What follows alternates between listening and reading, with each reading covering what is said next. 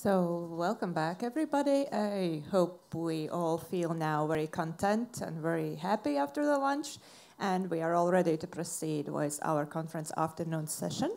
We have 4 papers in this session, so please ask the speakers to keep to the 20-minute time limit so we can fit all 4 speakers in the session nicely.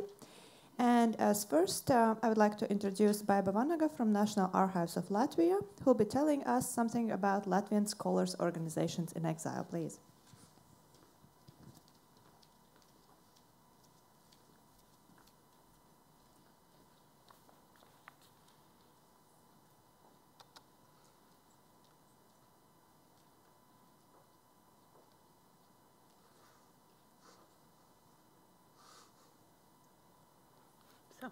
Good afternoon. I shall begin with a brief reference to myself. I am an art historian, and 1 year ago I started to work at the Latvian State Archive, which is a division of the National Archives of Latvia. And I work as an expert at the Personal Funds and Foreign Documents department.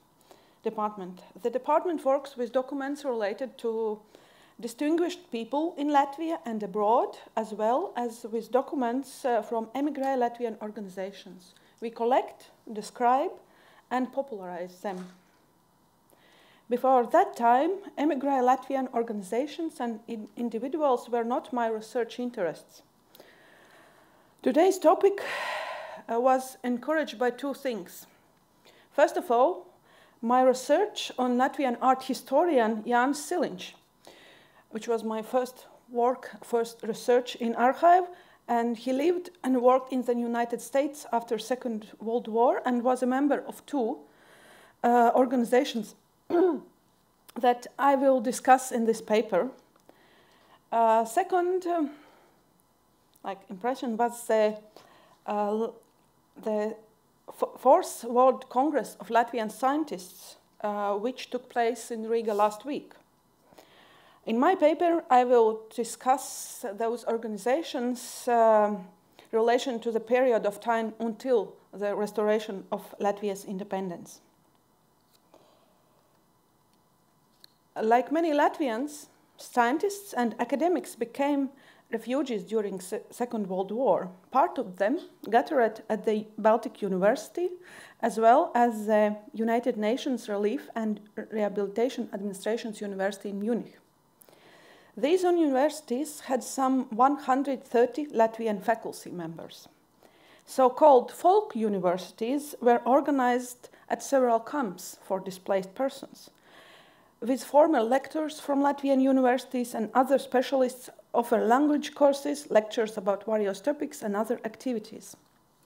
After further emigration to the United States, Canada, Australia, and other countries, Latvian scholars sought to continue their academic pursuits at local institutions of higher learning and research, but continued to keep in touch with Latvian colleagues. As far as I know, no research has been done previously about organizations of exiled Latvian scholars. But information about scholars is available in various publications. With one Latvian historian, already mentioned, Edgars Dunsdorfs, studied the topic in greater detail. Dunsdorf himself worked at first at the University of Latvia and then the Baltic University, where during the early years he was one of its rectors. In 1948, he moved to Australia and was hired by the University of Melbourne. In 1949, Dunsdorf organized an assistance fund for Latvian academics, inviting former colleagues from European countries, the United States, Canada, Australia, Argentina, and Venezuela to take part. The fund provided financial support, food packages, and other types of assistance to unemployed faculty members from the University of Latvia, the Jelgava Agricultural Academy, and the Baltic University, what was being dismantled at the time. By organizing this support system for his former colleagues, Dunsdorf assembled a large list of contacts which in later years would help him to conduct research into émigré university students and scholars who were of Latvian origin. Of importance was his book called Latvian Graduates of Universities and College in Free World, 1945 and 1975, as well as compendium of scholarly papers named Archives or Archive, which he edited from 1960 until 1993. Two of these volumes discussed Latvian scientists from various fields. Dunsdorfs was also a guest editor for a series of monographs about Latvian history that were published by the Daugava Publishing House in Stockholm, as well as the author of several books of his own. The National Archives of Latvia contains a wealth of documents about Edgars Dunsdorfs, almost 500 files, which includes biography documents, correspondence, manuscripts, and a vast range of documents about how the compendium Archives was assembled. This includes manuscripts submitted by other scholars, documents about the work of the Baltic University, the process of preparing a series of monographs about Latvian history, and so on. So the good source for research. But I will return to the person which was the first person why I choose this topic today. So, one of the most vivid individuals in the world of Latvian art history was art historian, critic, painter, and pedagogue Jānis Siliņš. He was active as a professional from the years of the First World War until the end of his life in the United States. His most important contribution was a series of monographs about Latvian art, what was published in Stockholm, and covered the period from 1800 until 1940. This was the first publication in the historiography of Latvian art to be prepared so extensively by a single author. During the interwar period and Second World War, Siliņš delivered lectures at the Art Academy of Latvia and the Faculty of Philology and Philosophy at the University of Latvia, where, in the time of Soviet occupation in 1941, he became chairman of the Department of Art History and the director of the University of Latvia's Museum of Art, and stayed in this position during Nazi time as well.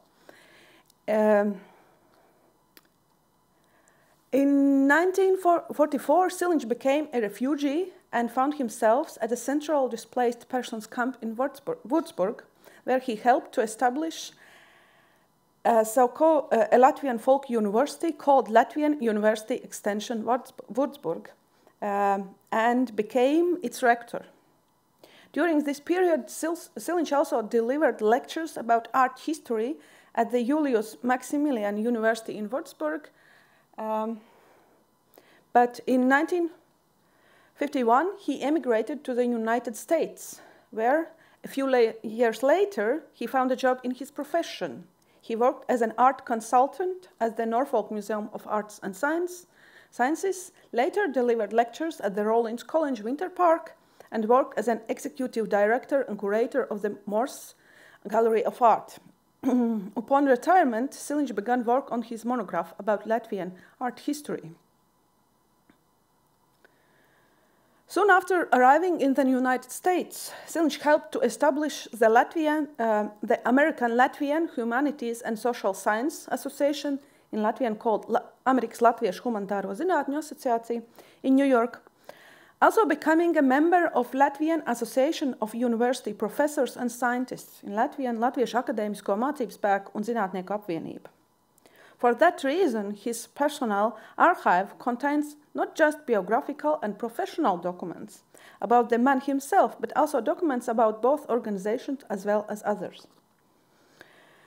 Siliņš documents were stored by the Latvian Study Center near the Western Michigan University in Kalamazoo, Michigan. The center was opened in the 60s, and over the course of time, it assembled a vast library, collection of archival documents, and collection of art.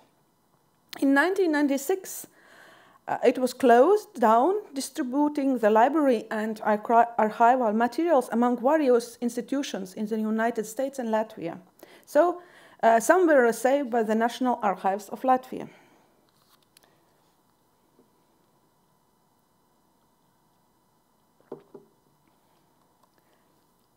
So the first organization, which he was one of establishers. American Latvian Humanities and Social Sciences Association. I have never found any study or even broader articles about the history of the American Latvian Humanities and Social Sciences Association. For that reason, all information about this organization has been obtained from emigre publications and a few documents stored in archives, which offer fairly fragmentary ideas about its operations. The comparable name and the people who are involved in it suggest that the history of the association began in early 1948, when the first Exile Latvian Historians Conference was held in Pinneberg.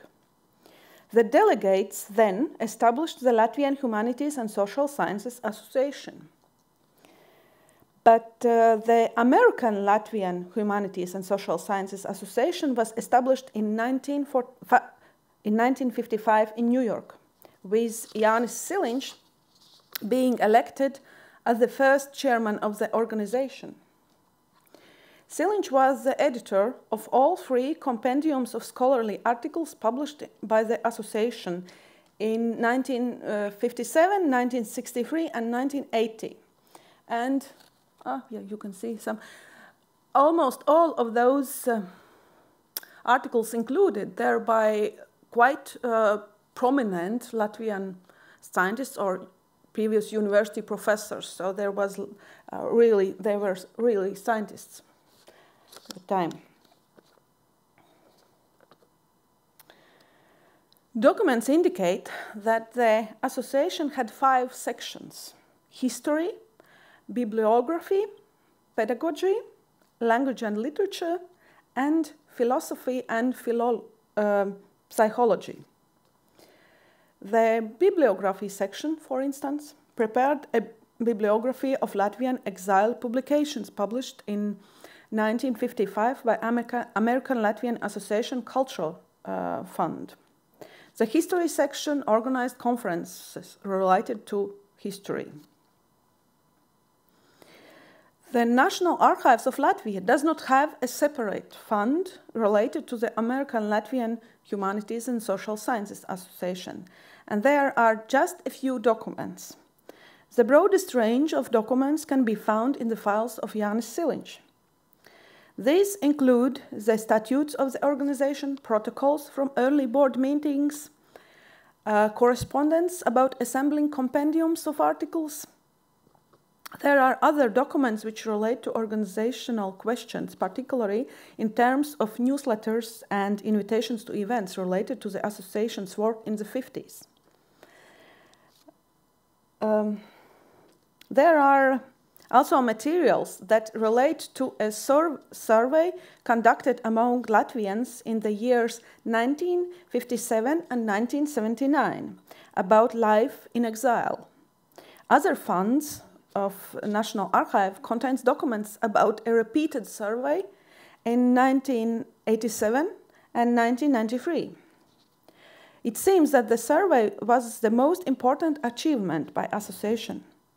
The results of the first phase have not been preserved in archive, but they have been partly published in the aforementioned issue of Compendium Archives.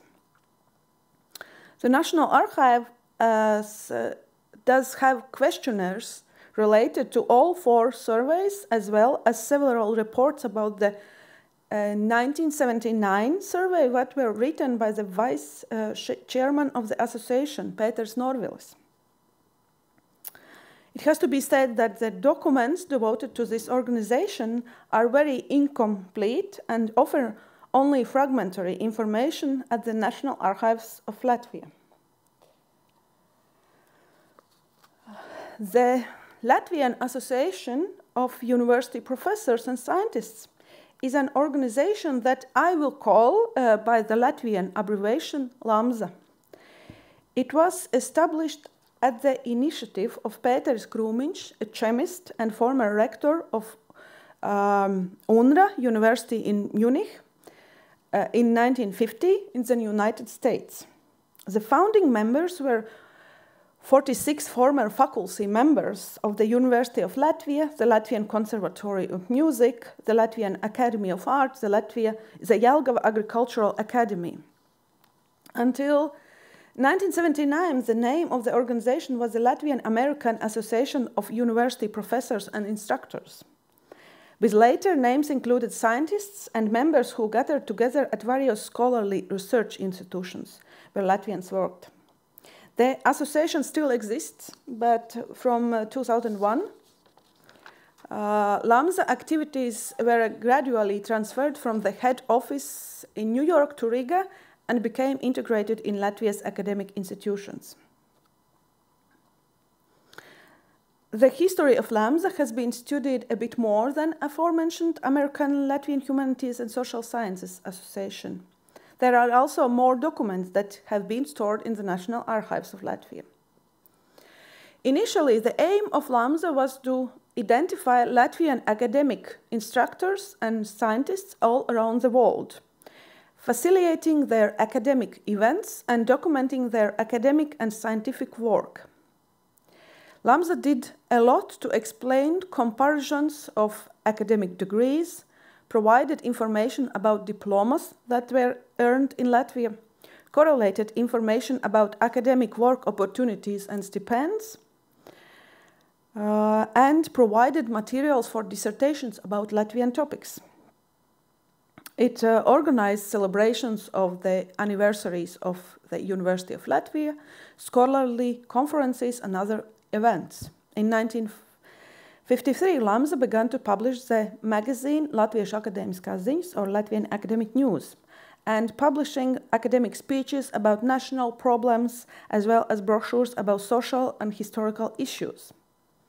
LAMZA had 7 scientific sections, the chairpersons of which were board members: humanities, technical sciences, medicine, biology, agriculture, sound art, and fine art.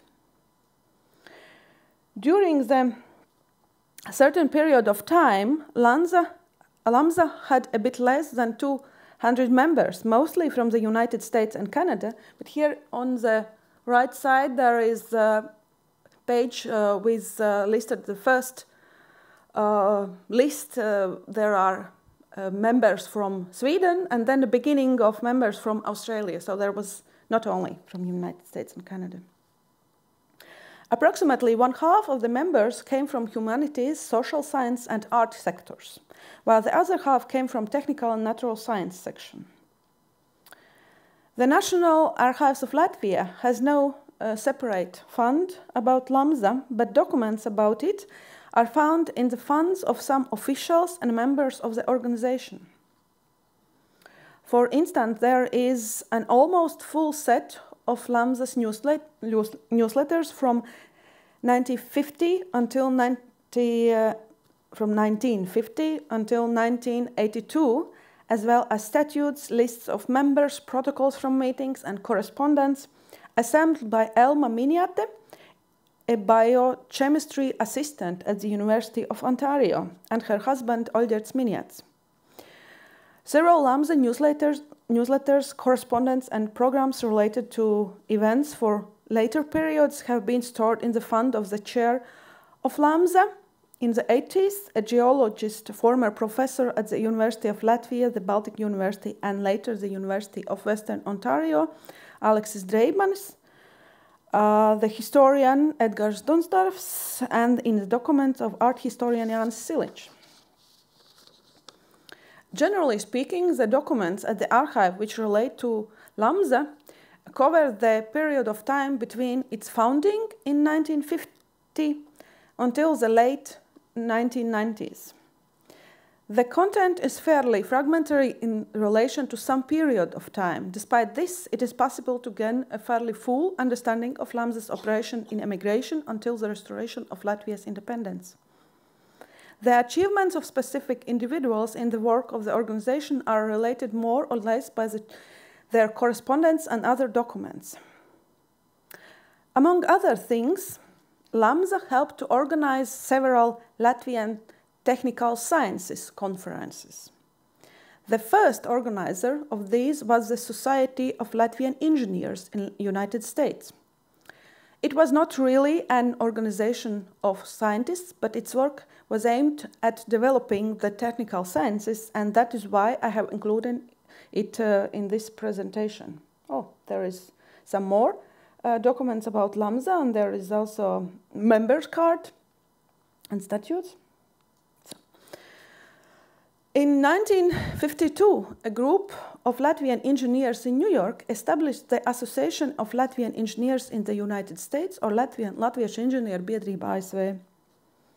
And it was closed down 20 years later, in early 1972. The organization's headquarters were in New York, but it merged some 70 members from various parts of the United States.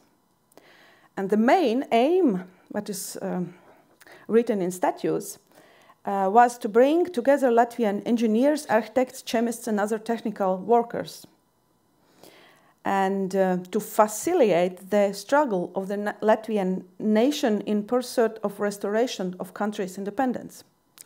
The organization also sought to popularize the technical sciences about Latvians and to defend the professional interests of its members.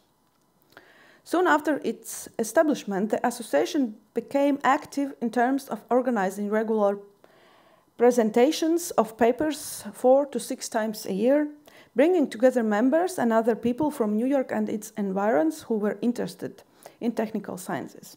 These papers were related to all kinds of topics. In March 1965, for instance, Andris Padaks, who received a doctorate in electronics from the Carnegie Technological Institute and worked for IBM, delivered a paper on the topic of new developments in digital computers. In October 1969, engineer Alfreds Kūlītis, who directed the power plant design division of the Stone and Webster Engineering Corporation in New York, delivered a paper on electronic power plants.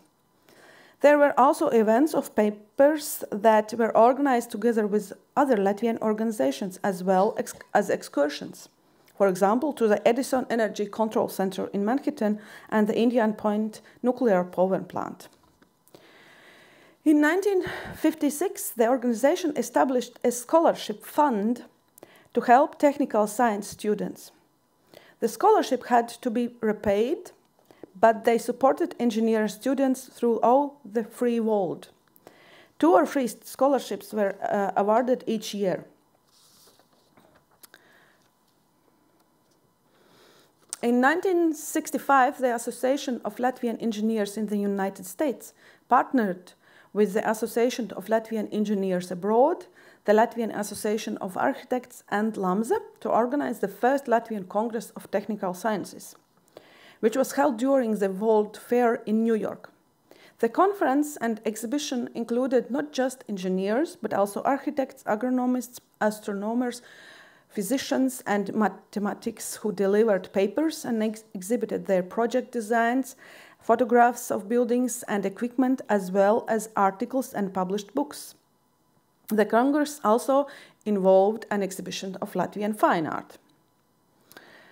The 8th Latvian Technical Sciences Congress was held in Toronto in 1988, and the periodical says that the Congress of 1991 was in Riga. The National Archives of Latvia has a separate fund from the Association of Latvian Engineers in the United States, so it only contains 5 files. Still, the documents in those files offer a fairly thorough look at the association's work. Among them are the statutes of the organization, instructions about the scholarship fund, protocols from the general meetings, most of the newsletters issued in 60s, protocols from several meetings of the organizing committee of the first Latvian Technical Sciences Congress, information about papers delivered in the organization's events, as well as correspondence. These documents speak to the association activities and officials, also offering information about a few rank and file members and about newly admitted members. Other materials from the Latvian Technical Sciences Congresses are found in other funds, such as of the journalist and social worker Rudolfs Pauls Norītis, who lived in Canada, as well as so-called Unified Fund about émigré Latvian organizations. The National Archives of Latvia also has a fund from the Association from the Advancement of Baltic Studies, which was established in 1968. The documents relate to the office that the organization briefly had in Riga after restoration of Latvia's independence. But the fund has not been described and is not available to readers. Some other funds have documents about the early years of the organization's work. These are found in the fund of historian Edgars Dunsdorfs, historian Adolfs Schild, as well in the Unified Fund about émigré Latvian organizations. In conclusion, I will note that the funds that I have described today are by no means all of those which contains documents related to Latvian organizations of scholars. As in a case with many other documents about émigré Latvian organizations, these documents are spread throughout various funds because the specific organizations do not have their own fund. And the documents have came to the archive from various sources. Thank you.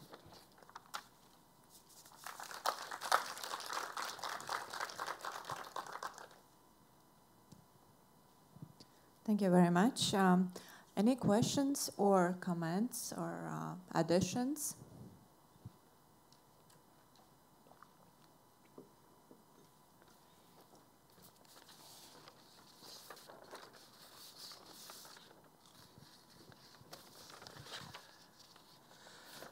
I am very delighted to see that you had a paper or a document from this Baltic Research Institute in your presentation. I talked about this institute on Tuesday. My question is concerning Mr. Dunsdorfs.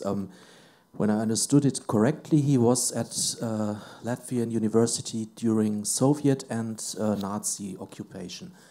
It was the same with Edgar Sturms I talked about on Tuesday, and I wonder if you have any idea how this was possible to stay under Soviet occupation and to stay under Nazi occupation on the same academical position without being removed, executed, or something like that.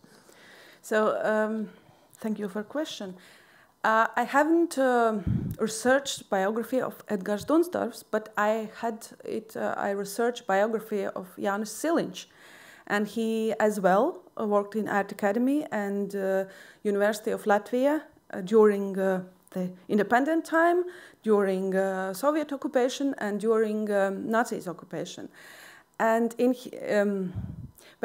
I have looked also a biography of artists who worked in Art Academy, that it is interesting, but in the year which were in Soviet time, in this year they, cleaned the academic staff a lot of, also Siliņš lost his job in Art Academy for a year in Soviet period and got it back in Nazis period.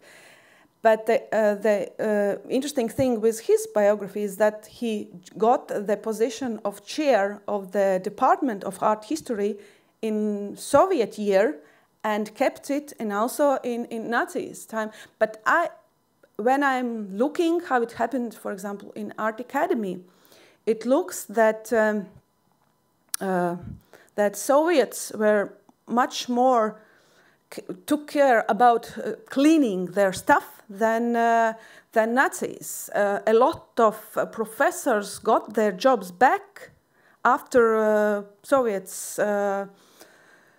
left Riga. So that's mostly that it was like they were getting back something, and probably the problem of Jānis Siliņš, why he lost his job in Soviet time in Art Academy, he was philosopher also as well, and psychology, and he was teaching aesthetics. So that was officially was written that he lost his job because this is not actual subjects what he is giving.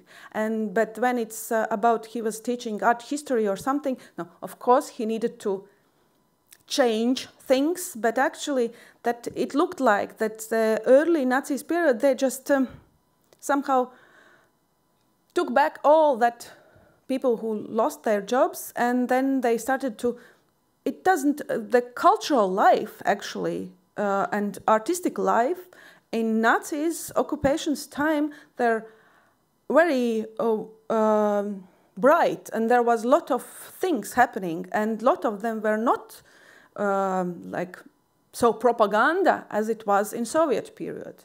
So, but I don't know exactly how it happened with others, and the only case which I have looked through in University of Latvia was Silinch case. So I can't answer about others how it happened, but in I could probably add to that it was quite a general, normal situation for academics in Baltic states, probably Latvia for sure, that they were kept in a position during the Nazi occupation time because first it was not so very long, and they had other problems to attend to, not to clean the stuff. And I know of cases of scientists who fled before or during the first Soviet occupation, and who are really trying to get back during the Nazi occupation, seeing it as a possibility to return. Well, the question is how they succeeded or not, but still it somehow was perceived as a hope that things will get back into the normal life, and partly it did, but of course we know that it ended with next occupation. So back to the topic. Any more questions?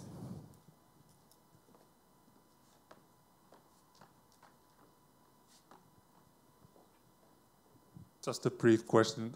At the Hoover Institute Archives, I came across a folder of the Baltic Student Federation in 1950s. So is there any reference in the Latvian sources on this? Unfortunately, I can't answer because I haven't looked. But maybe you can send me email and remind what you are interested in, and then I will look. Okay, any more questions, additions? Okay, probably no. Thank you very much. And so we move on to intriguing topic, at least for me as a researcher, called Digitized Land Records in New South Wales, an Untapped Source for Migrant History, a paper by Terry Koss.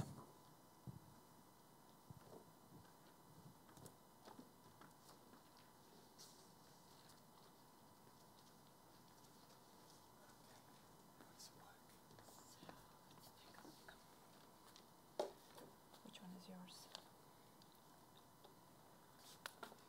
This one is this one. yours. Yeah.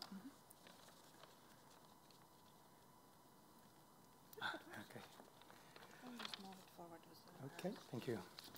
Okay, well, hello everybody. Before I begin, I would just like to say that my name is not Terry Koss. My name is Yuri Voan, and I am unfortunately taking his place today. He couldn't be here, and so I'm simply reading his presentation work. That also means, luckily for me perhaps, maybe not so lucky for you, I won't be able to take any questions because the material is his and not mine. Okay, now to Terry's work. Now I am sort of Terry. The title is Digitized Land Records in New South Wales, Australia, an Untapped Source for Migrant History. Now this is what Terry has said that I have to say to you. First, I wish to thank Yuri, which is me, for reading my paper. I am unable to attend the conference, much to my regret, since it clashes with the major academic history conference in Australia, organised by the Australian Historical Association in Canberra. Okay, so let's start. The first slide is this one. Okay, now again, this is Terry, not me. We see a man and a woman standing on a piece of bare ground with houses in the background. what does this mean? How is it relevant to this presentation? The answer is, it's my father, Heino Kas, and his wife Linda, both Estonian migrants to Australia. They are standing on a vacant allotment of land that Heino had bought. What might surprise you is that this purchase occurred less than 2 years after they both landed on Australian soil as displaced persons. Within a short time, my father, that is Terry's father, was building a house, an easy task since he was a carpenter. The loan to buy the land and build the house was paid off within 8 years, which of course is amazing. It's a fantastic achievement. Slide number 2. Okay. He was not alone in buying land and becoming a home owner in Australia. Many other migrants had the same experience. The street on which I grew up had people who had migrated from Latvia, Russia, Hungary, Poland, Scotland, as well as Estonia. A high rate of home ownership was a feature of new lands or colonies settled by English-speaking people. The United States, Canada, New Zealand, and Australia all have a high rate of home ownership. All received numerous refugees after the Second World War also. New South Wales is one of the largest states of Australian Federation, both in population and area. Slide number 3, coming right up. Okay, over the past decade, the New South Wales government has been digitising its land registration records. Registration of land ownership in New South Wales, the oldest settlement in Australia, has been continuous since I was going to say 1972, but it's actually 1792, creating a huge historical resource.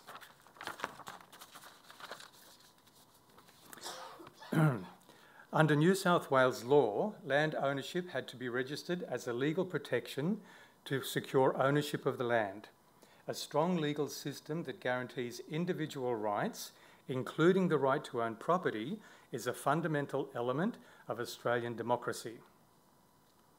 Those land records, extending to about 1980, are now available online at no cost to all who have access via the internet. Digitisation of these records has now captured over 32.5 million documents. Since so many migrants purchase property, these records are of interest to anyone researching New South Wales migrants. Records relating to individual migrants can be located since the records are accessible by name indexes. There are 2 types of land registration in every Australian state. The first is Torrens title. The second is registration by deed, known in New South Wales as old system title. My presentation only deals with the state of New South Wales. Am I speaking too quickly? Am I all right? Okay. The first title of the registration I deal with is a Torrens title. Torrens title was invented in South Australia, where it came into operation in 1858. New South Wales commenced using Torrens title in 1863. It's one of the simplest and most efficient forms of land registration. Apart from Australia, it's used in many other countries, such as New Zealand, Canada, Thailand, Singapore, and Israel. Torrens title operates by registration on the title and not by the drafting of an individual deed or each transaction by a lawyer. As an example of researching a Baltic migrant, I will search for the title of Arvids Zvirbulis. He was the neighbour living next door to the house in which I grew up. He was also a displaced person, having arrived from Latvia. To search for him, I need to go to the website of New South Wales Land Registry Services, www.nswlrs.com.au. Slide 4. Okay. This screen also gives access to digitised user manuals and information sheets. So I'm not sure how clear that is for you. It's just an example. Okay, slide 5. To start searching for Arvid Zvirbulis, you must start on the main screen. You must select Historical Land Records Viewer. So I think that arrow is pointing to it. Okay. Slide number 6. On the next screen, where to look? It's where. This is historical land records. Yeah, so we're on. I want. Jumped ahead. Okay. All right. On the next screen, where to look must also select Historical Land Records Viewer again. You have to do it again, apparently. Slide 7. The Historical Lands Records Viewer provides many options. To find the index entry for Arvid Svirbulis, you must select Torrens Purchases Index 1863 to 1971. I will move on. Number 8. Then on Attribute. I haven't got my glasses, so I can't see if that's pointing to the right place. It's at the top, apparently. You select surname initial and type in the letter Z and click the Get Results. Number 9. A large number of possible digitized indexes are then available. Each index covers a range of years and can be viewed by clicking on each and reviewing the entries arranged alphabetically. After selecting and searching a number of date ranges, the date range 1 July 1952 to June 1954 finds an entry for Arvid Svirbulis. Number 10. Okay. This enlargement shows the entry for Arvid Svirbulis and his wife Zlata Svirbulis. The numbers 6291165 means Certificate of Title Volume 6291, Folio 165. Next slide. To see that title document, you should then use the Historical Lands Records Viewer screen by selecting Old Form Torrens Register. For Attribute, select volume, and type in 6291165 and click Get Results. Okay, next slide. A copy of that title then appears on the screen. Note that it also has a plan showing the shape, area and location of the land. So I'm not sure if this is the right one. It's Just one slide out. I'm getting all this. He's numbered the slides. You're talking about the next slide. There we go. Yes. Okay. Okay. I'll read this one again. A copy of that title then appears on the screen. Note that it also has a plan showing the shape, area, and location of the land. So that's that. So, am I going to get the right slide? Here is the first page of their certificate of title. Okay. Moving on. Number 14, but this is number 15. Arvid Svirbulis and his wife Zlata Svirbulis were not the first to hold that land.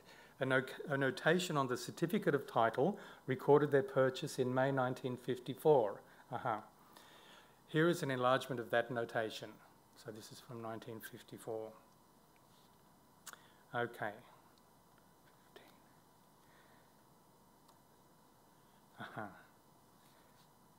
Oops. I'm sorry, the slides are not in the order that they're on the paper, so I'll just read this out. I think Terry's entered an extra slide. Okay. Very naughty boy.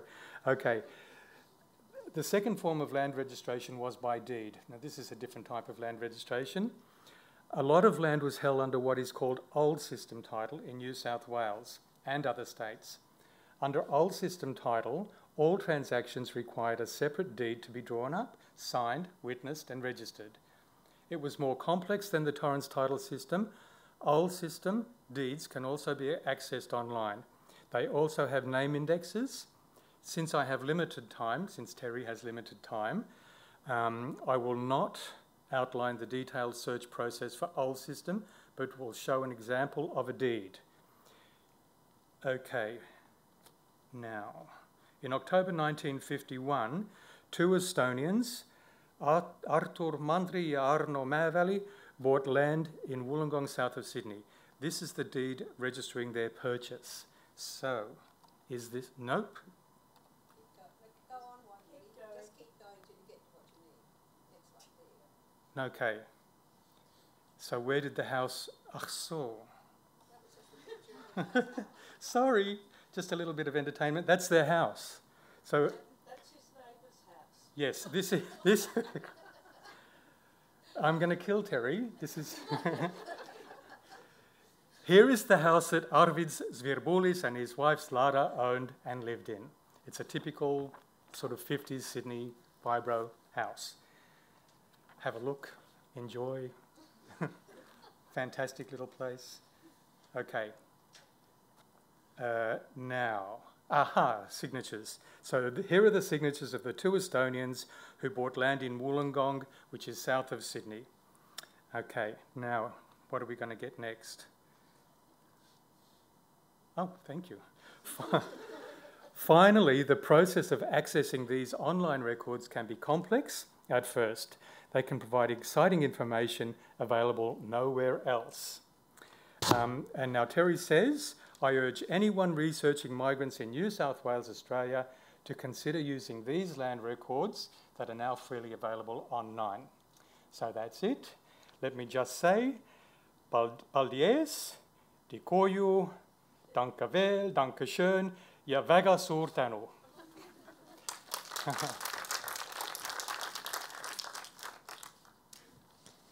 Thank you very much for reading the paper, and thank you very much to Terry for preparing it. And we are moving on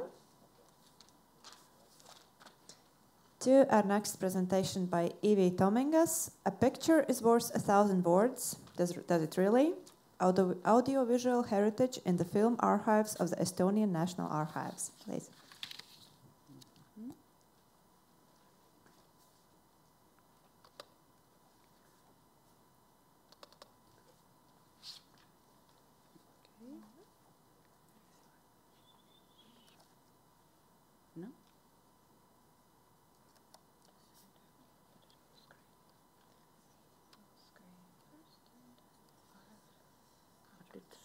Oh, okay.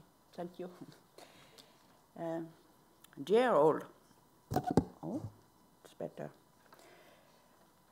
We have heard for some days already very interesting reports on different topics, and I want to add just some very practical issues of audiovisual archiving. First of all, I want to thank all the institutions and persons who has trusted our archive to preserve their most valuable audiovisual material. The first brave ones were Elma Luuk from Canada and Kalju Lepik from Sweden, who donated their film collections already in early 1990s. So a quick overview. Starting with sound recordings. Unfortunately, I don't know much about sound recordings. So if you have some questions, luckily I have my colleague Paavo Annus here who will answer your questions probably. But here you can see the collection, the biggest collection, what we have, and how many titles we have, and I must say all what you can see here are already digitized. If you talk some interesting object, then you heard already Maia told that from Estonian archives in Australia we have found some very unique grammars.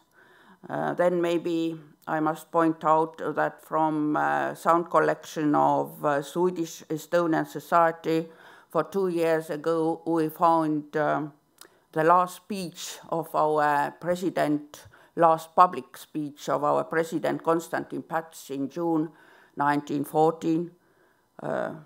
And it was quite a big surprise to all historians in Estonia.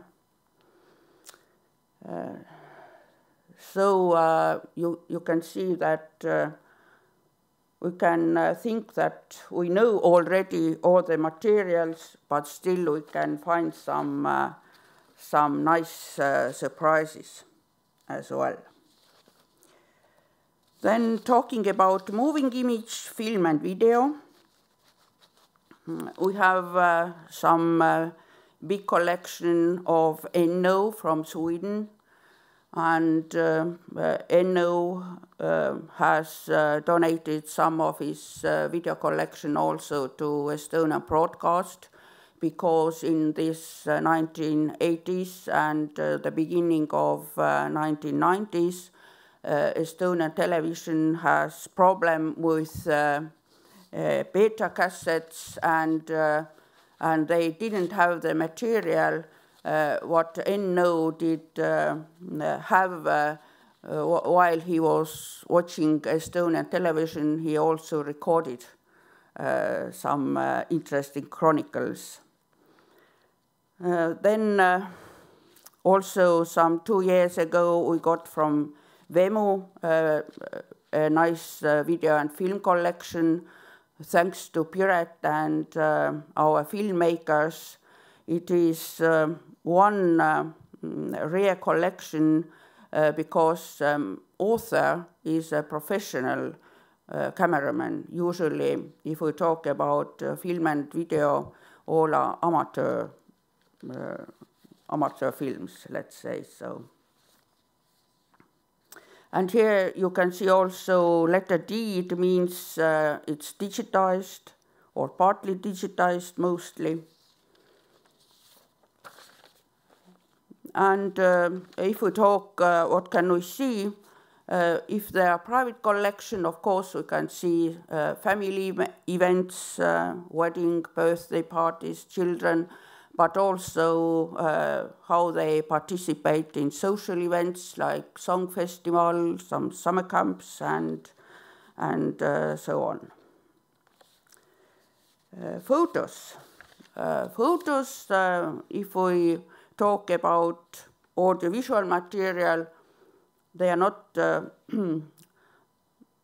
not actually audiovisual material, but as they are all together in our archive, it's for me easiest to talk. So photos are good material because sometimes there are a lot of information on backside already written to compare to films, for example, or so on.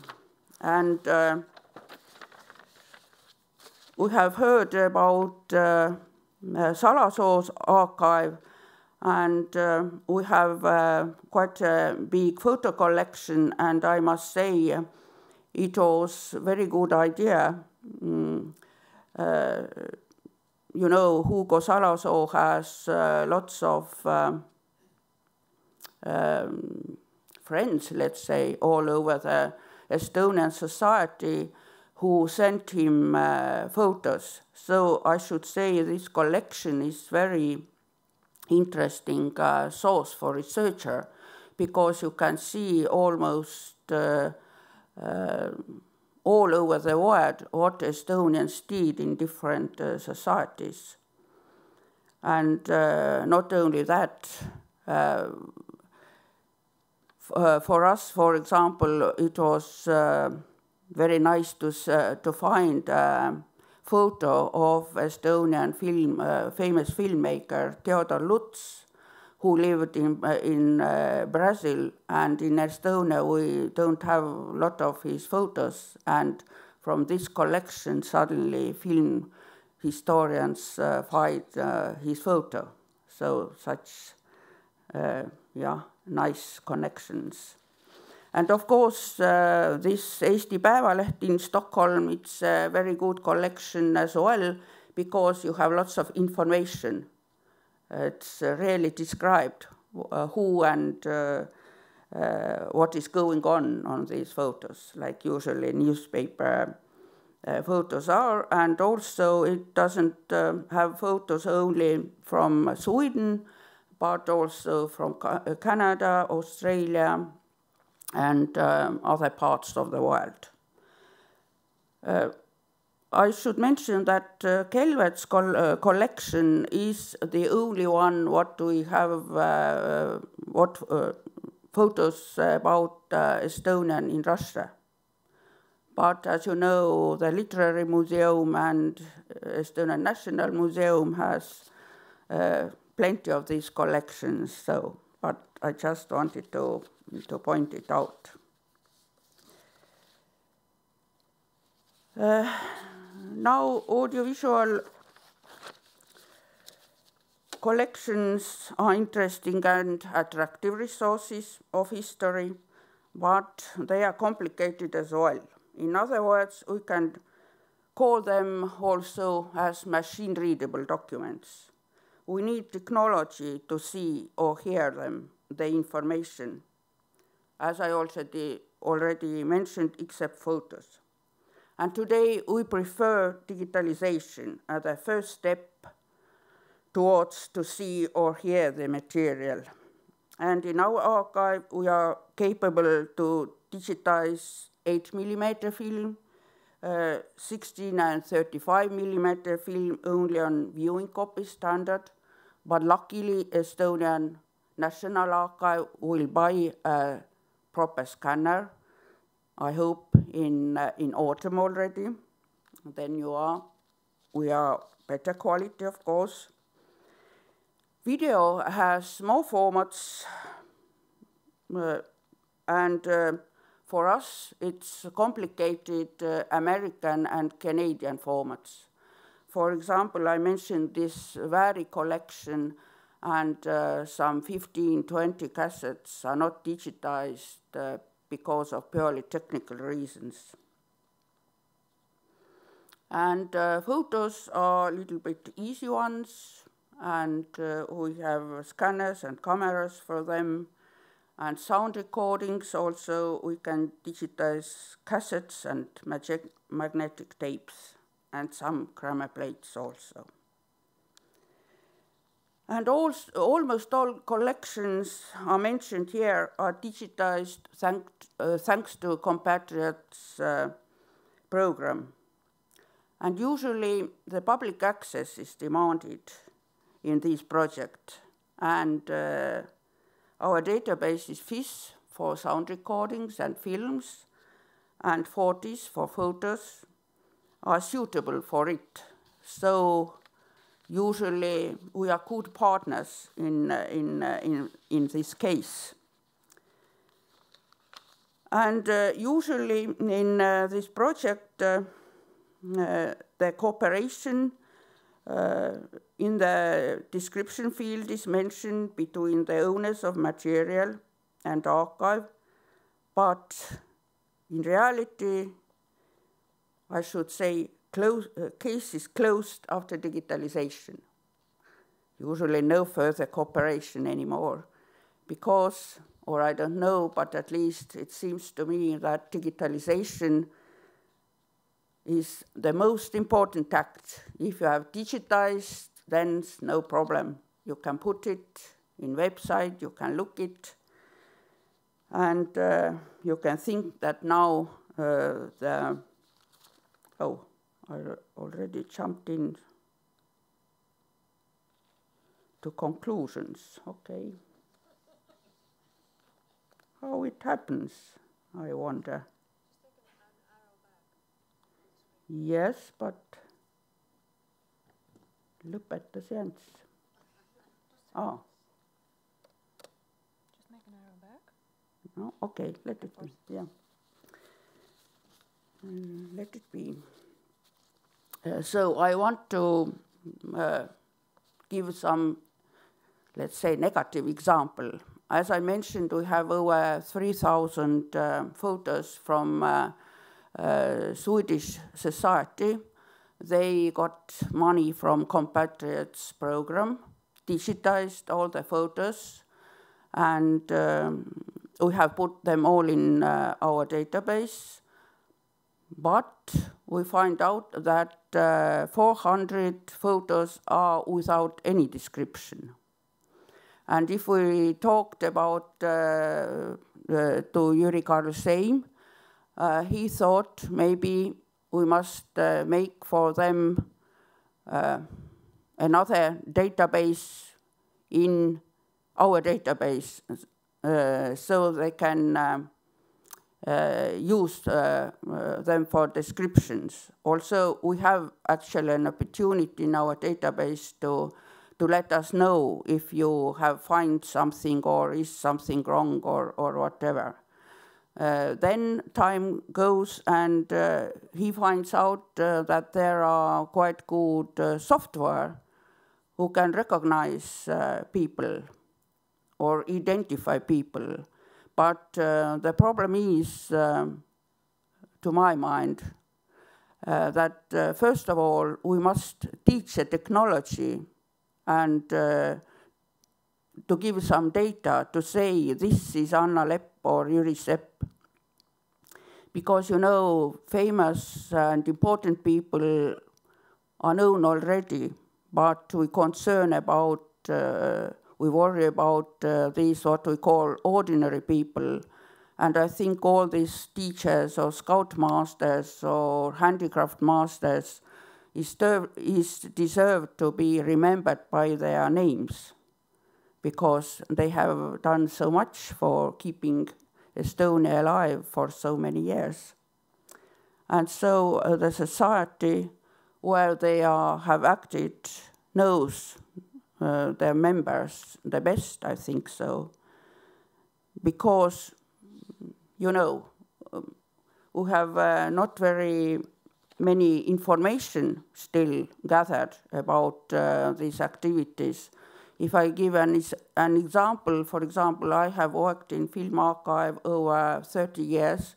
I know people, I know my colleagues, nowadays colleagues and previous colleagues, and I understand what they are doing if I look at the picture.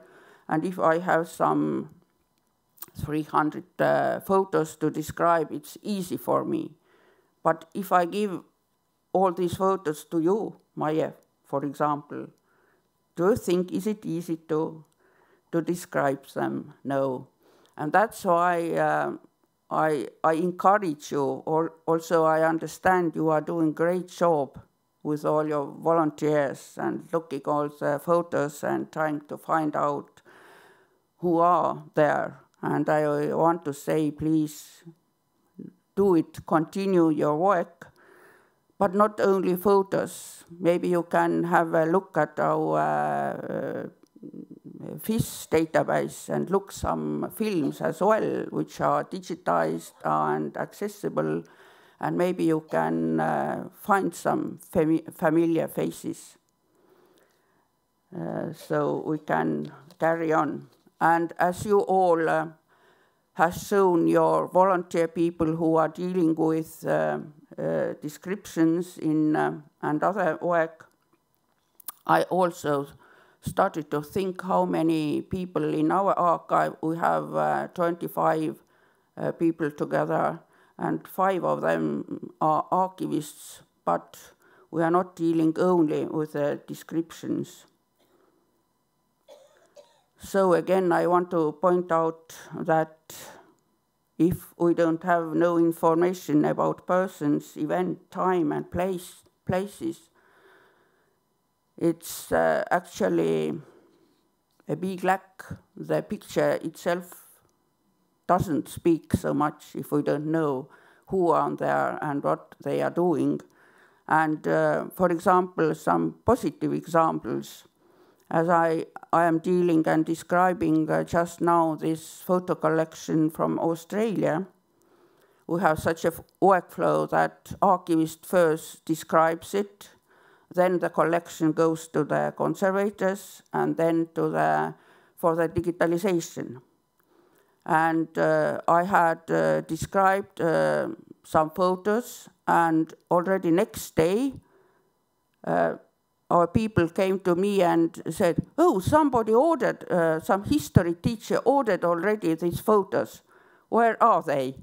But luckily, you can see in a database who are describing the photos. So they came to me, and I already had to give this photo away.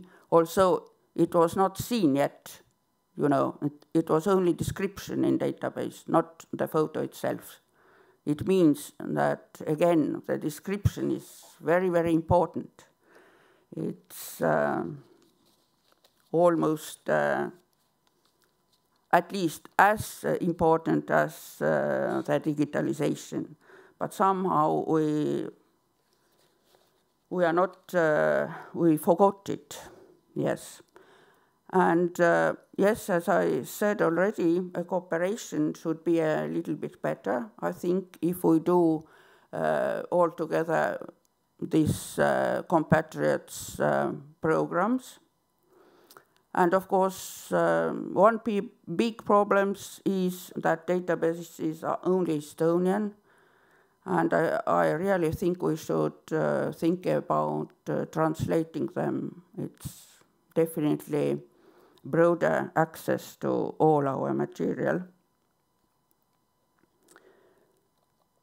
So you may say, or look, that they are not very big worries, but still, as I said, it's kind of look of practical archiving.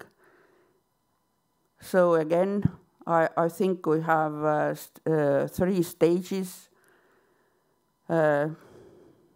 First of all, digitalization, but then description. Maybe I should write it 3 times, description, description, description, and translation.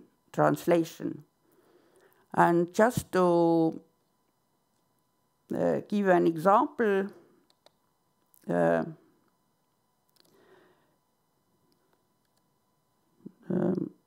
I have some minutes of this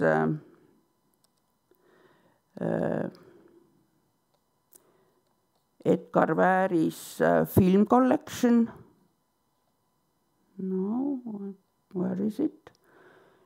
And I picked it up in 2 purposes. First of all, as we are celebrating our anniversaries, all 3 Baltic countries. Here you can see the Baltic demonstration in the year 1991, but also you can see some people here, and we don't know who are they. Okay.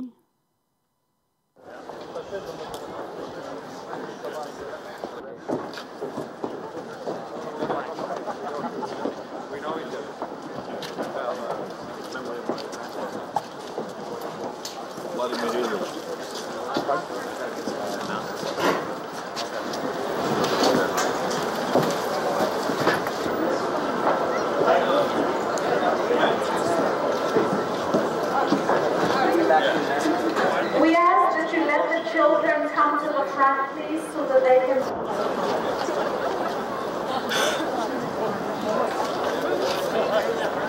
Hello, my name is Eric Blooms. I'm the chairman of the Toronto Peace and Freedom Committee, the Toronto branch of International Black Ribbon Day. Who said I'd like his name to begin today before his speech. Oh, Canada, our home and native land, true patriot love, in all thy sons command, with glowing hearts we see thee rise, the true North strong and free, from far and wide, O Canada.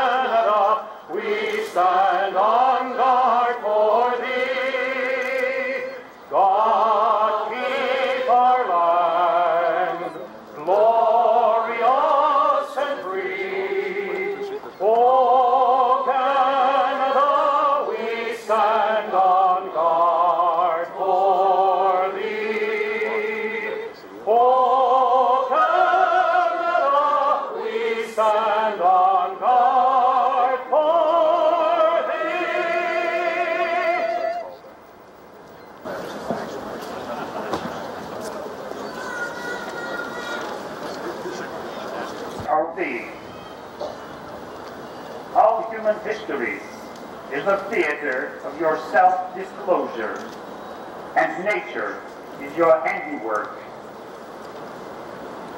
We are a joined family of the three nations of the world. We are also assembled here to appeal to all the nations of the free world to heed the SOS cries for help, to understand that the threat of red tyranny has not passed away. It is only a shift in Leninist strategy. It is a zigzag maneuver. The goal remains the same, the ultimate conquest of the world. The enemy believes that this is written in the stars. Heavenly Father, on this occasion, we may wish to unburden our subconscious mind and ease our conscience by a humble and public confession. I'm sure I'm speaking for a large segment of the Western Christian world. Dear Lord, you like a humble and contrite heart. We confess to you, Lord, of all the nations, creeds, races, and that we, as a part of the Western civilization, are collectively responsible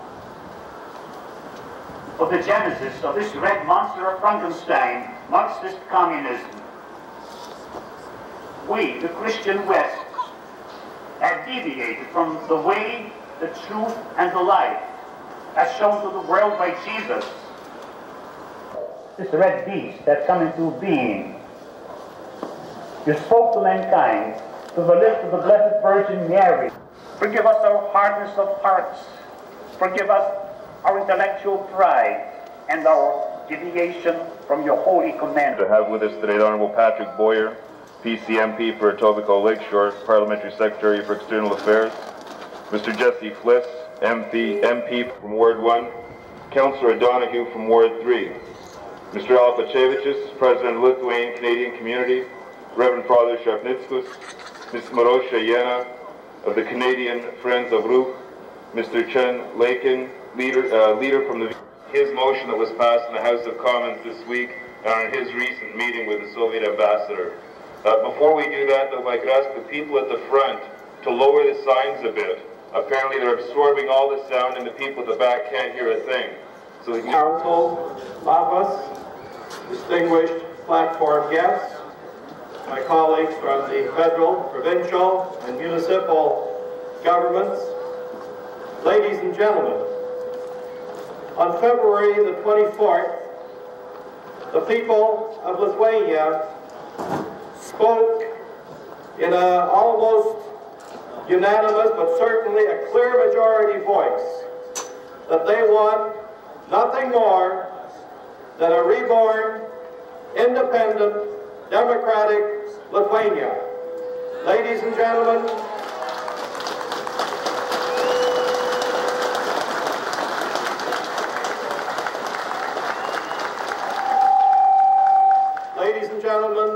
Pauline Brous from the Conservative Party of Canada, Bill Blakey from the New Democratic Party, and myself from the Liberal Party. All three parties at the federal level, plus representatives from the provincial legislature, were there to witness that election. It was done fair and square by a secret ballot. There is no question the will of the Lithuanian people is nothing more than an independent, sovereign Lithuania with full diplomatic recognition.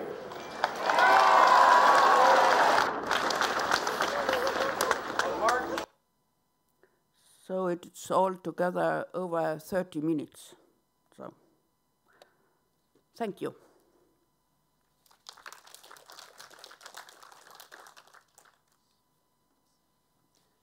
Thank you very much for this insight in visual media.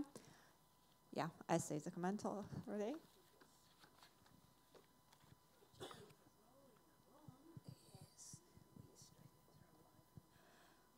I'm wondering if you're aware of an Australian government website called Destination Australia. It's run by the Australian National Archives. What they have done is digitised a collection put together by the Department of Immigration of thousands of photos from the DP era right up to the current, what are we? It's a millennium. It's not even a century. And it's constructed in such a way that anybody who comes across this site or is referred to it and recognises people or places can immediately enter what they think they are looking at into the website so that the archivists can go through these comments and then yes, our database is something like that. You always can have some comments and so on. And really, maybe these after-war years are even not so... there are quite many, you know, information to look at already. But what I meant is years of 1970s, 80s, and so on. And that's why I'm talking that the people who are still active in societies, they know these persons, because this time hasn't come, you know, it's too new probably, or I don't know, but we can't find about this period through internet any information. We have tried actually. Yes, but yeah, we know, yes, this all deportation things and TP camps, there are already quite many exhibitions, quite many researches, quite many material. But yes, this newer time, more problematic it seems to be.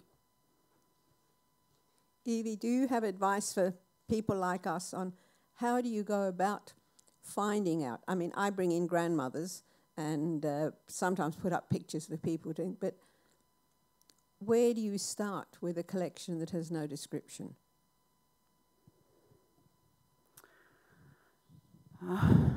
I think I should be like a lawyer and to say every case separately, you know.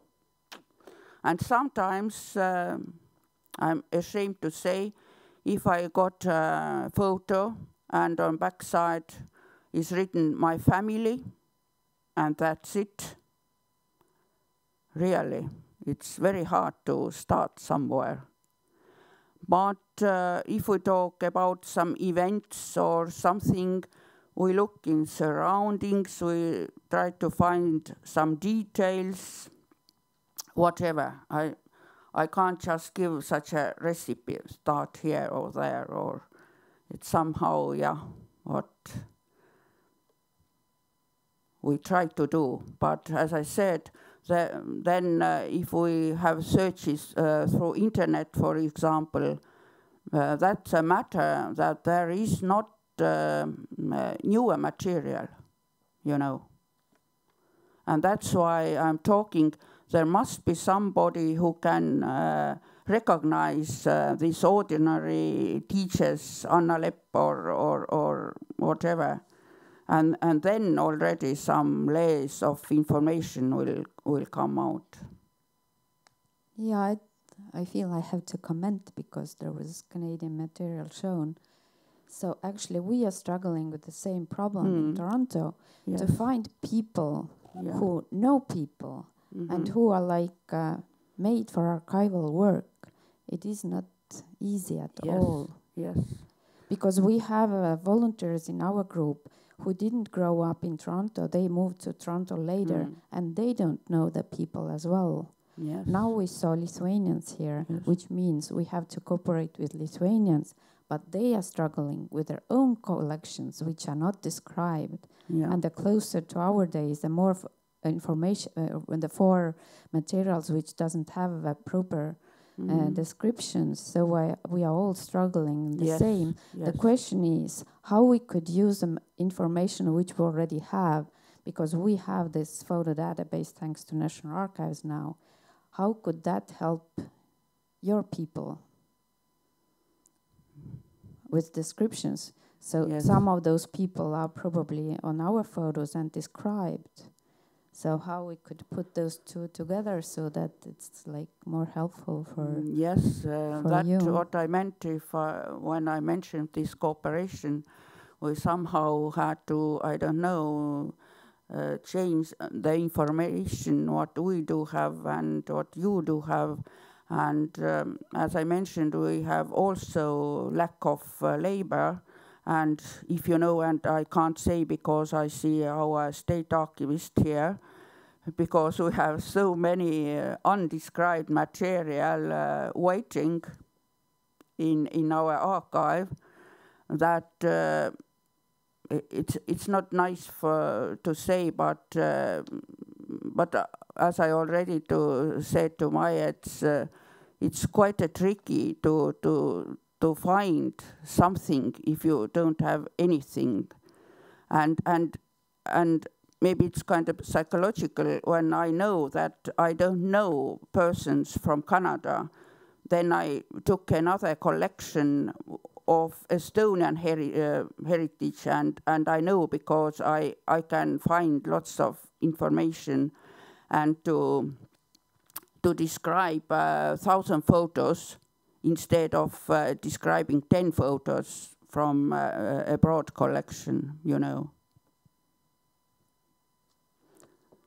That's why we are kind of, you know, we thought we are very helpful if we help to digitize material. Actually, we didn't expect to have to describe them as well, to be honest. But what could also help is if you work with at some other archives, with some other collections where the materials are better described, and then you keep this knowledge, yes, and yes, you go of to your course. own Yeah. archives. Yeah. So maybe we should change, Yes. share people more often Yeah. to Yeah. send to work at our archives, because we also have document archives which help to describe the photos and Absolutely. audiovisual Yeah, materials. yeah, yeah. So more changing maybe. Yes, yes. Because That's what I that's meant. the way. Yeah. What if you Yeah. say that your people doesn't know anything even to start with? So that's maybe how we should start with.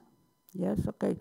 And of course, it's general problem, this information, starting with our own family albums. If not grandma sitting next to you, nobody knows who are on pictures and so on, so on. So of course, it's general problem. It's not only the problems concerning your collection, let's say. Actually, adding to what Piret said, this facial recognition program could also be a solution. Only it, of course, wouldn't work from first day. Yes. The solution would be the same, just the more of known people from different collections, from different points of the world you upload to this program, the more the program is able to Yes. recognize, and you don't have to actually switch the employees or something. Yes. You just kind of upload it well. But of course, it takes time to work. Yeah. So I also wanted to use my my position that I have the mic and ask a question. So you mentioned in this slide about photo collections, there was a collection named Baltic Archive, counting almost 10,000 photos. Could you please shortly tell us what it's about, what is there, how it was formed? Is it an entire kind of collection from one place, or is it maybe, put together? Yeah, this name of collection, Baltic, I'll just look at here. Is more or less about Swedish Estonian organizations archive. It doesn't mean that there are, for example, material about Lithuania or Latvia, but yes, there are some international activities as well. It's lots of photos about Estos, for example, and mostly lots of photos about meetings, all kind of society meetings. Okay, thank you. Any more to this one? Yep. I don't have a question, I have a comment. When I give talks in various places in Australia, The one thing I say about photographs is that if you don't write on the back what it is, you may know what the photograph is. Your children may possibly know, and your grandchildren won't know at all. So I encourage everyone to say who, where, when, and why. And would you believe we are just about starting to see some photographs coming into the archive that have got who, when, where, and why. So I think that those of us who work in the field, when we go out and talk to people, we should keep pointing out the futility of an unlabelled photograph, even within their own family. But I must say, the first photographs that come in with description make your heart sing. Yeah, okay, good. Okay, thank you very much. We have to move on to our fourth presentation. Yes, so our fourth presentation called Our Entire Story, How We Tell It, and will be presented to us by Mihaela Snopkova. Hello everyone, I hope you're not too tired. Last presentation today. In the meantime, I put up the presentation. I would like to thank the organizers that I could be here today. Unfortunately, only today, because of work program. I couldn't participate in the whole conference, but I have been peeking on the online live, how you call it, stream. So I have heard a few of the kind of bits of some of your presentations, and with every bribe I was more and more excited to come. Don't put it yet, please. Mingil ajal meie kodupõllud kuld. It will take 2 more seconds, and we will be ready. Good. This is working. Well, as was said, my name is Mihaela, and I'm working for the Estonian Institute of Historical Memory. But today I came to talk to you about our oral history project called Kogume lugu. Few words about the Estonian Institute of Historical Memory. It was established in 1998 here in Estonia in order to investigate the history of 20th century. In parallel to that, in 2008, a similar institution called Unitas Foundation was founded. And why I'm mentioning it is because last year those two organizations dealing basically with the same topic merged. And the meeting point is that the project of Kogume lugu, I'm going to talk about in a second, got under the umbrella of the Estonian Institute of Historical Memory like this. In 2 words, the Historical Memory Institute is dealing primarily with research, with educational programs and projects, with seminars, but at the moment we have this big project at hand of establishing worldwide known center of research of communist crimes and museum of those in Tallinn in the former prison of Patarei. At the registration table, I left some leaflets about that project, so if you're interested, I would highly welcome you to have a look. And during the day, we can talk also about it. But today we are not talking about Patarei. We're going to talk about Kogume lugu, which, for those who don't speak Estonian, we would translate the project, the name, as Collect Our Story, or Our Entire Story. The reason why there are 2 names in English is the kind of small word play which we have created in Estonian.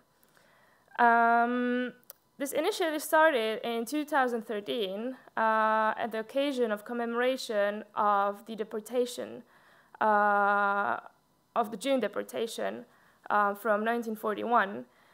And the idea was only on that particular day to stand on the Freedom Square in Tallinn and to talk to people and collect their stories. What happened was that during the day we collected more than 500 stories and contacts, which are till today somewhere in our shelves, and we are slowly taking out from them and making the videos with people. We have also the honor to have one of our interviewees, or actually two of our interviewees, participating in this conference and sitting among us. In a nutshell, we are talking about the 20th century.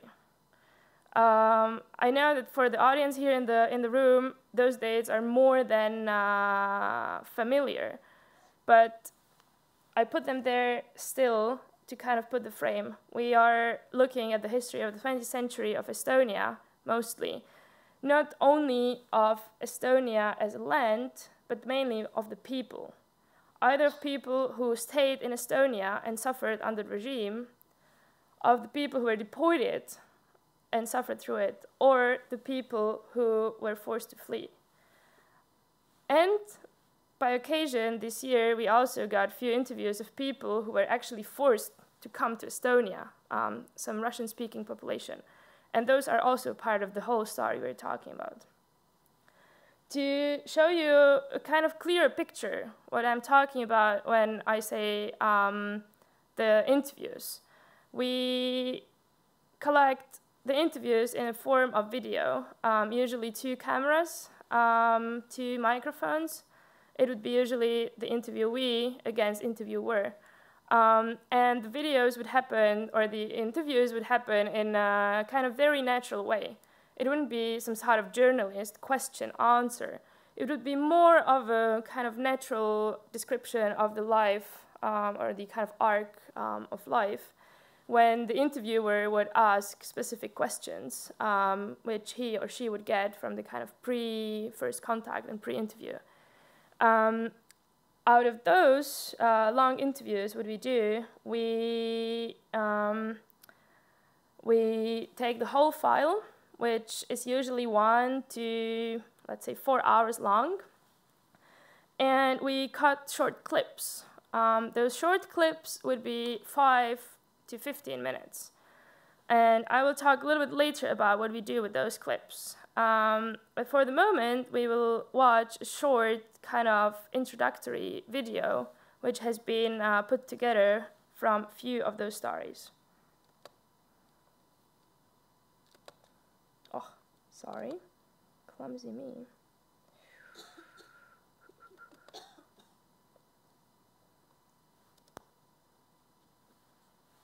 Mingil ajal meie kodupõllud kulgevad paralleelselt maanteega.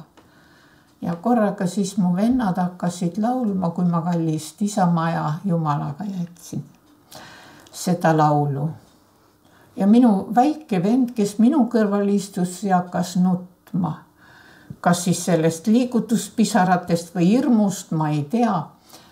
Ja hakkasin teda trööstima, aga samas hakkasin ise samuti valusasti nutma. Isa viis meid poissi siis laeva pardale ja näitas siis, kui Sõrvesaarest mööda läksin. Vaadake hästi. Et küll olete tagasi.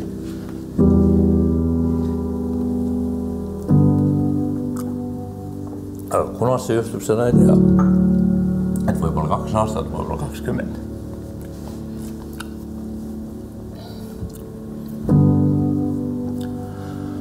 Minul läks 50.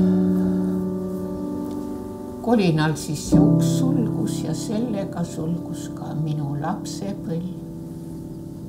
Ja ma olin üleöö iseseisvaks inimeseks tunnistatud. Sa õpid ja keegi võtab kõik ära, aga ta ei saa võtta sinu teadus. Kõik sinu mäletused on sinu oma, et keegi ei saa võtta. Nad võtavad sinu kodu, võtavad perekond ära, aga see on sinu oma. Ja kodu on, kus sa kodu lood. Nii et on ikkagi kodu on USA-s ka. Aga kui keegi küsib, kus see päris kodu on, no see on siin. Aga me õpisime, kui me olime nagu 2 aasta vana ja siis me olime eestlased ja ameeriklased ka ja siis me saatsime teada, et mis see on, mis see keel üldsegi on. Lihtsalt ei ole sõnad, aga on kultuur, on inimesed, on see vaim Eestist ja see on väga tähtis. 17-aastase tüdruku põgenemine metsatööl. Andesta neile. Oo Jumal, andesta neile. Orb üksinda Siberi taigas on põgenemas pakasel ööl.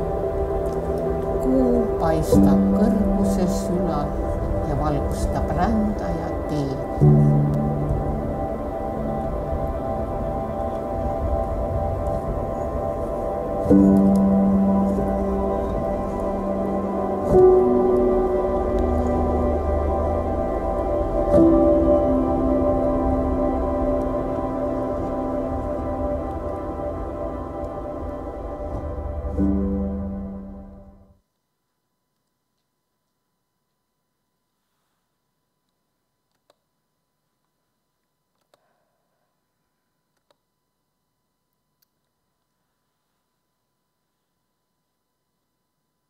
It's always very hard to start to talk about this video, but I feel it's important to put it somehow in the middle.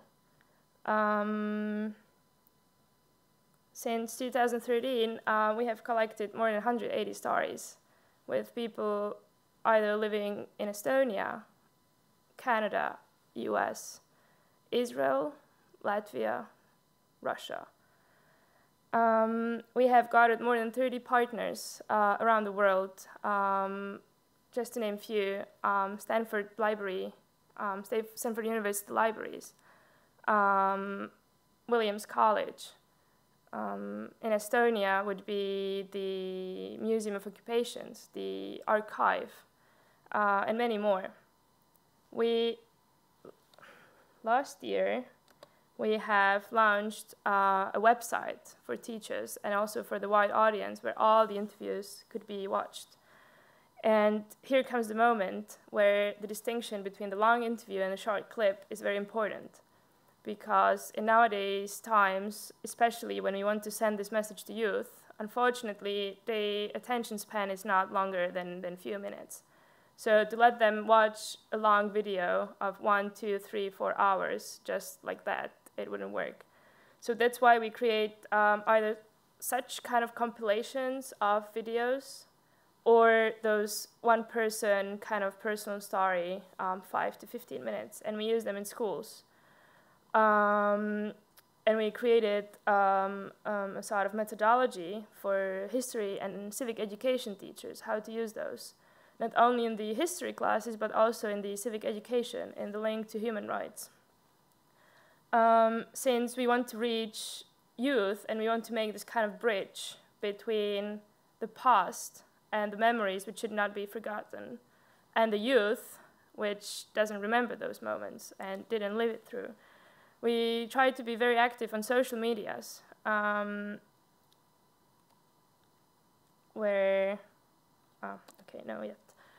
try to be very active at social medias to kind of reach the youth. But so far, we find the kind of lack of interest of the youth and kind of lack in communication on kind of passing the message. So we are starting to work with actually teenagers to give us feedback how to talk about those stories. We also have the videos at different exhibitions, and later I will show you a few pictures of those where it could be seen. We also conduct research about those, and we have very good colleagues at the Tartu University who are working in close cooperation with us in order how to make the interviews, how to use them, but also they use the information coming from those interviews in their research. And last but not least, we are trying to spread this information and those memories.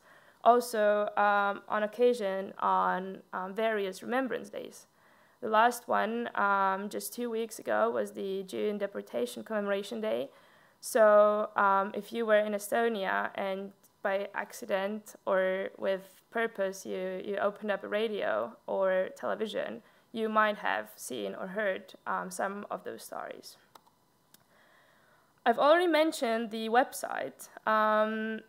And it's very easy. It's kogumelugu.ee. The trick comes that the website is available in 3 languages: Estonian, English, and Russian. And we constantly work on making all the information available in those 3 languages because we believe it's also through this kind of language transparency we will reach as large audience as possible.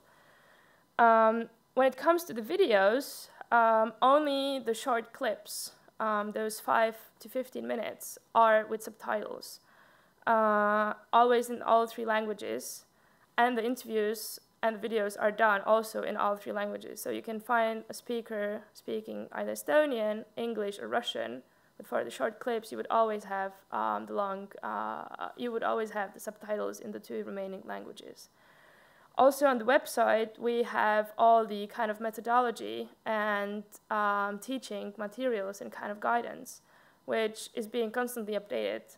At the moment, the website is not very user-friendly, and that's why in the end of July, we would add many new features and to make the archive much more logical and much easier to look through and find the exact kind of, I mean, if you're looking for June deportation or DP camps, you could just very simply type in and it would offer you all the videos which are connected to the topic.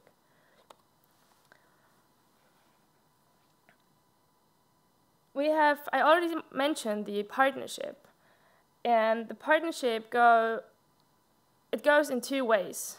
It goes in a way of creating the content together with partner organizations, but also it goes hand in hand with education.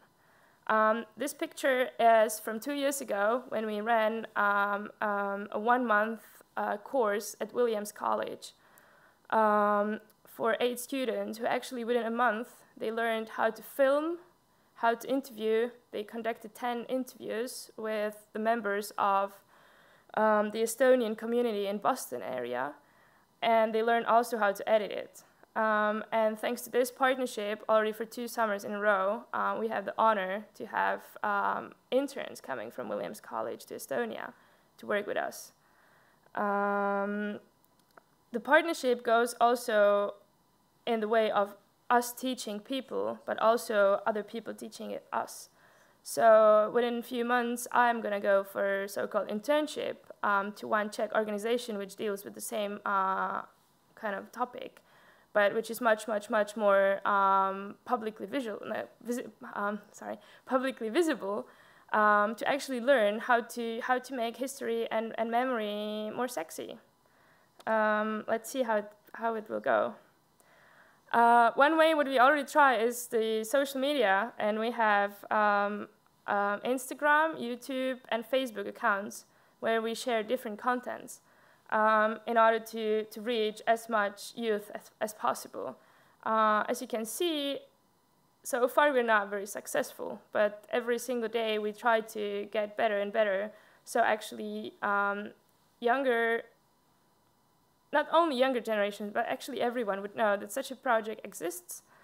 And if needed, either a story could be shared, a story which shouldn't be forgotten, or actually a story could be looked up and used as a sort of finger in the air to be, okay, let's not forget this part of the history. Last but not least, I've already mentioned the museums and different commemoration events. On those 4 pictures, you can see in the upper, for the left corner, it's in the Kumu Museum in Tallinn, in the permanent exhibition of Soviet art. We have created a kind of a corner where about 12 videos are running, so you can sit down and go through them. What is interesting about this part is the kind of painting, which you can see around the screen. It was done by the Estonian graffiti artist Edward von Longus. And the way he created this, he actually took all the pictures of the interviewees we have collected so far. And this was done in 2016. So he took about 150 pictures and he put them in a computer and did some magic and created this kind of generic but concrete person's kind of mosaic, which you can see only if you step a little bit further. If you come closer, you see just the dots. And for him, the idea was how to connect this kind of digital aspect of the project together with the very human-to-human connection of those videos. I have already mentioned the deportation commemoration days. The right upper corner was now in June for the June Deportation Commemoration Day, when the Institute of Human Rights, together with other partners, they create this Sea of Tears. And on this occasion, we were showing the thematically connected videos on social media, television, radio, and also on the spot. In the left bottom corner, it was in March for the March Deportation Commemoration Day. And similarly, we have created clips with this topic, which are also available everywhere. The last picture is from the last Song and Dance Festival, which happened 5 years ago. And that was the moment when we had the great honor to make about 50 interviews with the members of the diasporas from the US, Canada, and Australia, which actually came to Tallinn for the festival.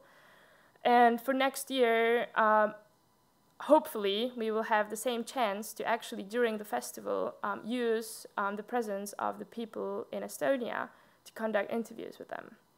This is not the only situation or the moment when we conduct interviews with members of the Estonian communities and diasporas abroad. This year, we already went for a 10-day trip to Boston and New York to collect 12 stories with the members of the community there. In about a month, we will go to Siberia for also about 10 days to conduct interviews there with members of the so-called Siberia Estonians community. And in September, when the big kind of Estonian festival or kind of program happens in Toronto, we will also be on the spot doing the interviews. Besides that, we go around Estonia. This year in total, we are doing about 50 interviews. We're constantly running kind of behind the time because unfortunately, those people who still remember and who still have the stories to share, they're leaving us. And we're trying our best to actually catch as many stories as possible in order to keep them for future generations. This is, of course, very financially costly. So this is another reason why sometimes I hear those kind of arguments, oh, you have only 180 stories. Yes, because we try to make them kind of high quality digitally, also with professional cameras, and we look more for quality than quantity. Of course, we could also do it the other way around, but somehow the decision and the kind of brand has started like this. So if you or somebody in your environment or in your surroundings has a story to share, don't hesitate to either take contact with me directly or through the website. There's a spot where to actually share the story. And if you don't have a story, I would invite you to just go to the website and see around and maybe find an inspiring story and maybe spread the word around. Thank you.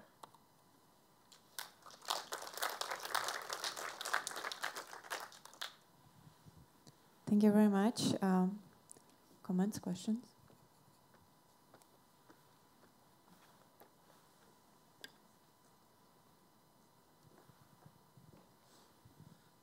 Three questions, very, very, very short.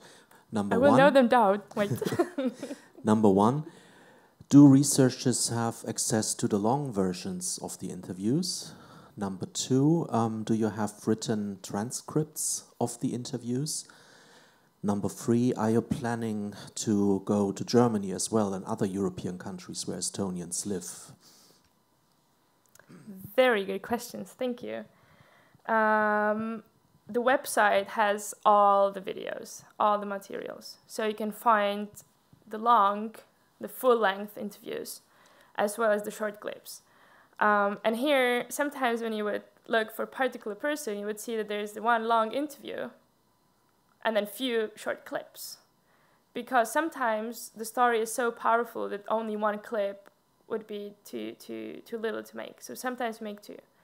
Also, we already have few interviewees with whom we made but we made the interview twice. Just because the first time our colleagues a few years back, they figured out some details. And actually later on we realized that there's another corner, which is actually very exciting. So we went again and did the interview again. But both versions are also available on the website. Second question, no, there are no transcripts. But in order to navigate through the enormous sea of data, we analyze this every long and short interview. We analyze them. We analyze them in the way that, first of all, we have created a sort of keywords table or kind of tree according to the primary and high school history program. So what we basically did, we took the big topics and the kind of subsections and took keywords for each of them. And we constantly update this in order how we analyze those videos. Because the people who analyze videos are with kind of history background, they are historians. So no transcripts, but the way the whole website and the videos are coded and analyzed allows pretty easily to find directly the thing you're looking for.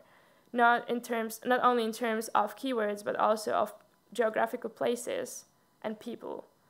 And for the long interviews, we don't want anyone to come to 2 or 3 hour long video and be like, okay, so what do I do next? So we also cut those in kind of smaller episodes.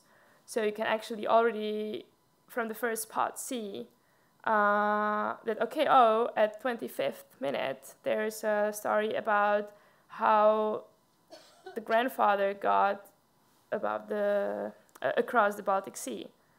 Another section would be about the DP camps and so on. Last question.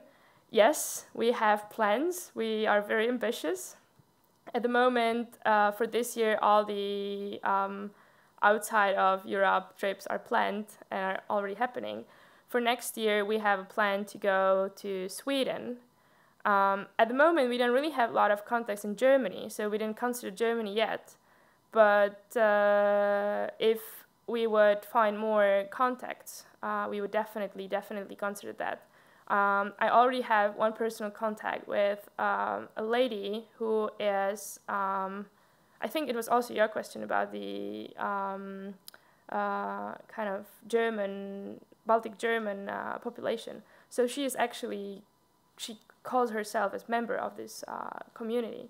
So with her, we already have a contact, and it might be that she comes in near future to Tallinn, so we will see how to operate. But if we would have more contacts in Germany, this is totally on the table. The same with Australia. This is planned either for next year or the year 2020. Yeah, thank you. Yeah.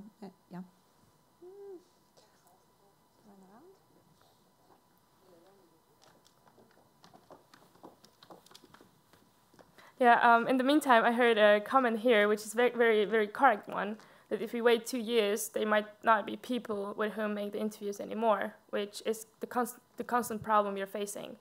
And the reason why we have to wait is, unfortunately, money, because money comes always as only first place.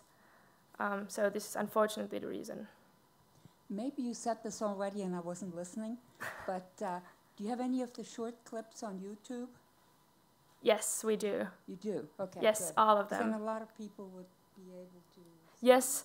At the moment, we have them all on YouTube always. I mean, YouTube doesn't allow you to upload more than one track of subtitles. So it gets a bit tricky when we want to have kind of all 3 languages present, but everything is online, and at the moment we're working on how to make it visually same and how to navigate around with communication so actually people can find what exactly the channel offers. And what would you look under on YouTube? Can you please repeat it? What would you look under on YouTube? What's the key word if you try to use YouTube? It would be still the same, Kogume lugu, and you find under this name you find the channel. Thank you. Thank you for your question. Yes, one more short question, and we have to finish. Thank you for a very interesting presentation. Ayasako, a literary scholar, is my name. I wanted to ask a short question. How many people are actually doing the interviews, and who are this we? And the other one is a little more like a comment. I find it totally okay to make those short videos. I think you don't need to apologize for that you are making them. And maybe there is actually no need to, I don't know, underestimate the youth. I think they're coming with your project and they will listen the stories if they have this first contact with that. So. Yeah. Well, thank you for both the question and the comment. The answer to the question is that the whole team, which is behind this, it's about 25 people. This sounds a lot, but it's because it also includes all the camera, sound, people, and all the technicians who actually come only for a very short period of time to actually put the clips together. They're not working with us constantly. The core team would be seven people. Out of which 4 of us are conducting the interviews, where 3 conduct them in Estonian, English, and 1 conducts them in Estonian, English, and Russian. About the comment, yes, youth is coming, and actually the whole team we are under 30. We have few people who are just recently turned 30 or 31, but so in that sense, I mean, we already are the youth, but we already feel too old when we go to high schools and try to talk to those teenagers that actually look 20th century. It wasn't nice, and we should remember it. Luckily enough, and this is the way what we are trying to look for. And why we put so much effort into those videos is that actually they create emotion. And maybe they don't give over that much of historical facts. But it feels like almost you talk with that person, and that it's your grandmother or grandfather who actually tells you how it was in Siberia, how it was on the boat, how it was in the forest, where whatever army was coming. How it was not to have food. And those are usually through those emotions, and then we work we work around it. We're seeing okay, so why it was so? Why the book says the kind of dry data, and why this person remembers it differently. And through this kind of discussion and taking them together and encouraging them to talk to their own family, we try to make it go under the skin. But it's it's not a process which would happen overnight. And we work both with the students directly, but also with the teachers on how they themselves, who have the direct contact with the youth, can use it and can pass this message on. Thank you again for this very nice presentation of a very important project. Thank you. Thank you. And thank you everyone for participating in this panel. And yes, Spirit wants to say something. Some practical matters. We'd like to take a group photo, so please, no one, don't leave the room. The photographer would come here, and we have to be here before the screen, so that's the best lighted spot in the hall. So please start gathering here. And after we are done with the photo, we quite right away we have to go to the bus, which brings us to the Estonian Literary Museum, and they are waiting with their program. So be quick. Don't get lost. And tomorrow, yeah, sorry, see, we needed you.